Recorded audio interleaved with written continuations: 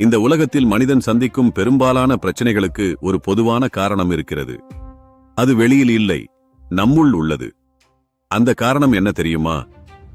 நான் இந்த உடல்தான் என்ற தவறான அடையாளம். நாம் பிறந்த நாள் முதல் உலகம் நமக்கு ஒரு பெயர் கொடுக்கிறது.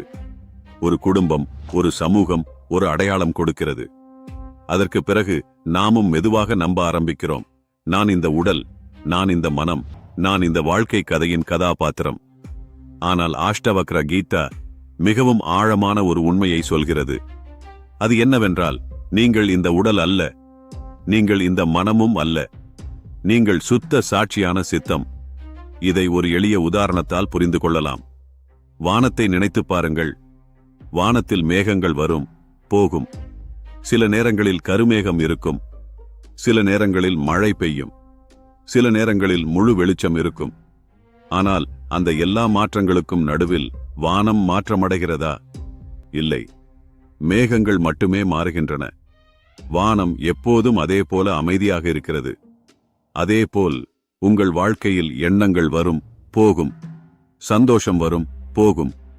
துக்கம் வரும், போகும். ஆனால் அவற்றையெல்லாம் கவனித்துக் கொண்டிருக்கும் ஒரு அமைதியான சாட்சி உங்களுக்குள் இருக்கிறது. அதுவே உங்கள் உண்மையான இயல்பு. ஆனால் மனிதன் ஒரு பெரிய தவறு செய்கிறான். அவன் மேகத்தை தான் வானம் என்று நினைக்கிறான். அதுபோல மனதில் வரும் எண்ணங்களையே நான் என்று அடையாளம் செய்து கொள்கிறான். ஒரு எண்ணம் வருகிறது, நான் தோல்வியடைந்தவன். உடனே மனம் அதை நம்புகிறது. மற்றொரு எண்ணம் வருகிறது, நான் பெரிய சாதனை செய்தவன். அதையும் மனம் நம்புகிறது. இப்படி எண்ணங்கள் ஒவ்வொன்றாக வந்து நம்மை ஆட்டி படைக்கிறது. ஆனால் அஷ்டாவக்ர கீதையின் ஞானம் என்ன சொல்கிறது தெரியுமா?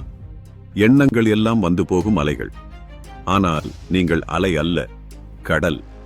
இந்த உண்மையை புரிந்து கொண்டால் வாழ்க்கை முழுவதும் மாறிவிடும். ஏன் தெரியுமா? ஏனென்றால் பெரும்பாலான துக்கங்கள் தவறான அடையாளத்திலிருந்துதான் வருகிறது.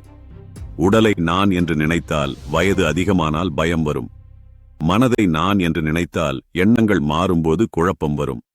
சொத்துக்களை நான் என்று நினைத்தால் அதை இழந்தால் துக்கம் வரும். ஆனால் நான் சுத்த சாட்சி என்று புரிந்து கொண்டால் அனைத்து மாற்றங்களும் ஒரு நாடகமாக தெரியும். ஒரு சினிமா பார்க்கும்போது நாம் கதையில் அழுவோம், சிரிப்போம். ஆனால் நமக்கு உள்ளுக்குள் தெரியும், இது ஒரு படம்தான்.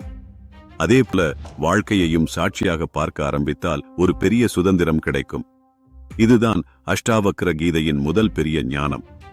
நீங்கள் இந்த உடல் அல்ல, நீங்கள் இந்த மனமும் அல்ல, நீங்கள் எல்லாவற்றையும் கவனித்துக் கொண்டிருக்கும் சுத்த சாட்சி. இந்த உண்மையை புத்தகத்தில் படிப்பது மட்டும் போதாது. ஒரு சிறிய பயிற்சி செய்யுங்கள். ஒரு சில நிமிடங்கள் அமைதியாக உட்காருங்கள்.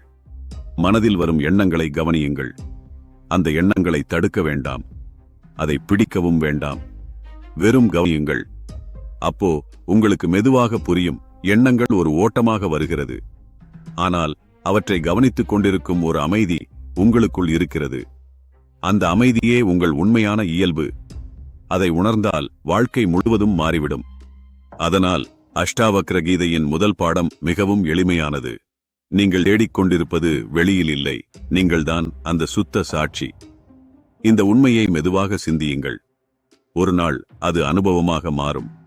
அந்த அனுபவம் வந்தவுடன் வாழ்க்கை முழுவதும் ஒரு புதிய அமைதியை பெறும்.